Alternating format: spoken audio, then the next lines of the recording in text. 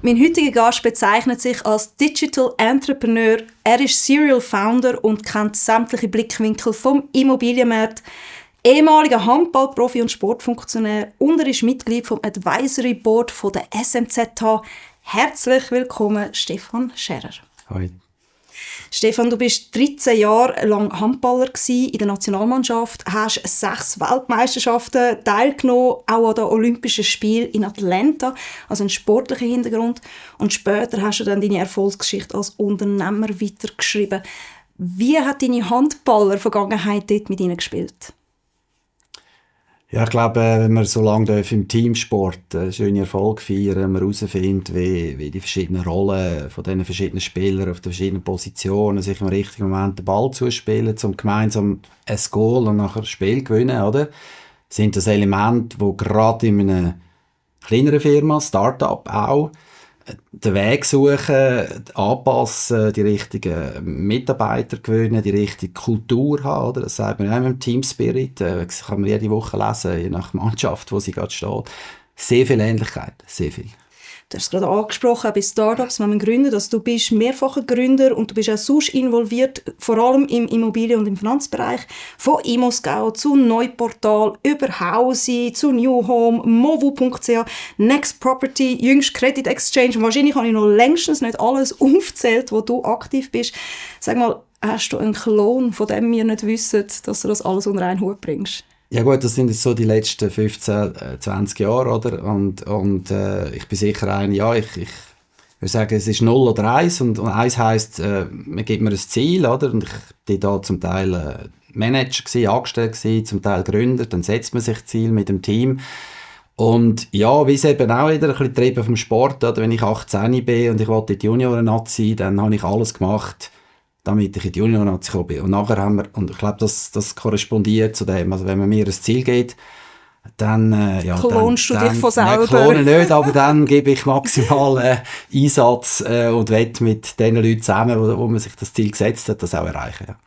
Du bist früher in die Digitalwelt eingestiegen, noch bevor der Digital Tornado angefangen hat. Jetzt haben wir ja den nächsten, den KI-Tornado, wo wir mit drinstecken. Und vor allem im Immobilienmarkt. Wie ist es da dazu gekommen, dass du dich auf den Immobilienmarkt fokussiert hast? Ja, ein bisschen zufällig, weil ich durfte als Projekt die Online-Vermarktung von der Scout-Gruppe, Auto, Immo, Job Scout, aufsetzen. Und dann, glaube ich, haben wir einen vernünftigen Job gemacht und dann bin ich daraus gefragt worden, ob ich CEO von ImmoScout werde.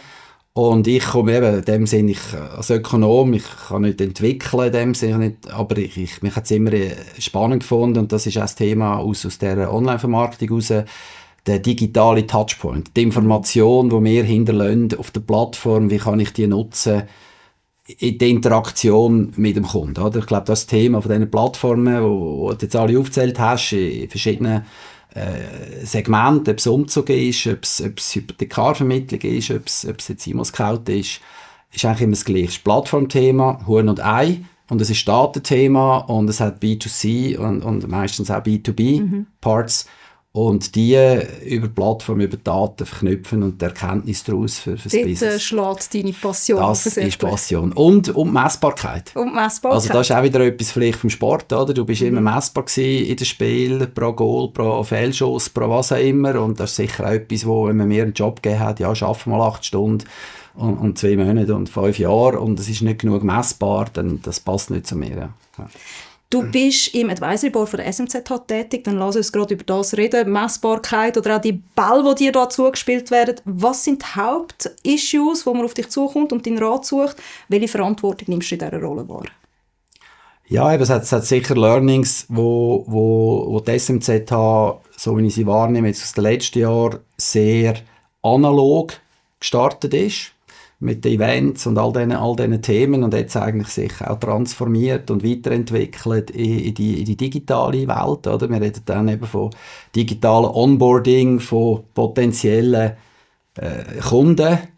Und ich glaube, diese Themen sind mir sehr nahe, oder? Weil das haben wir bei Housing gemacht. Wie finde ich im Universum, im Internetuniversum, jemand, der sich für mein Produkt könnte interessieren und wie bringe ich den möglichst kostengünstig in einen digitalen Erstkontakt und dann kommt die grosse Challenge, wie bringe ich den in einen physischen Kontakt? Weil wir reden ja da über etwas, wo nicht ein Gut ist, das man schnell kauft für 3,50 Franken und jede Woche, sondern es hat sehr viel mit deiner Person, deinem Leben, eben, deinem Vermögen zu tun.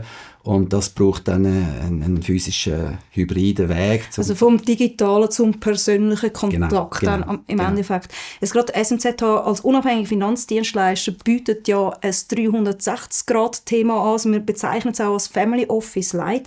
Welchen Aspekt nimmt da die Immobilien ein? Also wenn jetzt in meinem Familienportfolio oder in meinem Vermögensportfolio Immobilien drin stecken? Also die weiss ich nicht.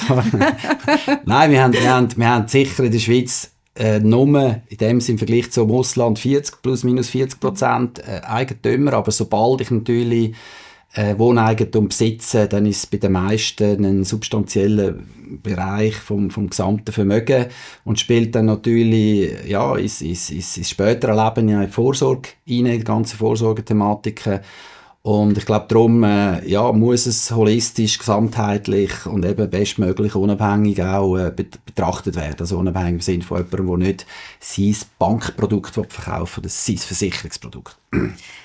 Du sprichst es gerade an, unabhängig, also die Hypothek, die man dann hat. Also du sagst, warum bei der Bank, oder? Die verkauft dann einfach ihr Produkt. Ist das der Vorteil von der Unabhängigkeit, dass man dann den Vergleich bekommt? Gleich ist aber auch Verknüpfung mit Themen, die drin spielen, oder? Wo eben das Gesamte, das Holistische. Genau, oder? Weil das versucht ja dann vielleicht Bank und Versicherung auch, oder? Und eben, es ist für mich ein bisschen Heiko, weil ich habe Banking studiert und habe meine Diplomarbeit auf dem Thema Allfinanz in den 90er Jahren geschrieben. Oder? Und jetzt damals alles offline und jetzt alles online. Aber für den Mensch, oder, gebe ich all meine Informationen einer Bank oder gebe ich sie einem trusted, eben unabhängigen Partner, wo mich dann im Gesamten kann beraten und dann picke ich die Produkte raus von diesen Dienstleistern, die das richtige Produkt für mich haben. Und mein Berater sagt mir, wie das Beste für mich ist. Wo dann wirklich individuell auf dich zugeschnitten ist.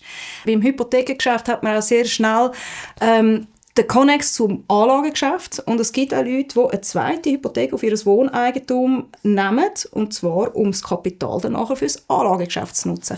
Was haltest du von dieser Strategie? Ja gut, ich bin Ökonom, oder? Und auf der einen Seite 1% oder 2 zahlen und auf der anderen komme ich 4, 5 über, oder?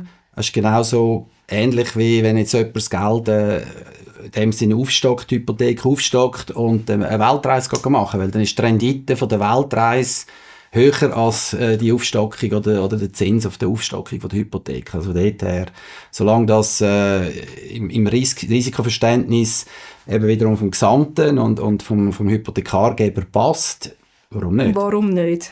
Ja. Okay, dann welche Entwicklung siehst du im Immobilienmarkt? Also jetzt haben wir es von der Hypothek gehabt, Hypothekargeschäft, sehr nah beim Immobilienmarkt. Was meinst du, was so in den nächsten Jahren das vorherrschende Thema sein wird?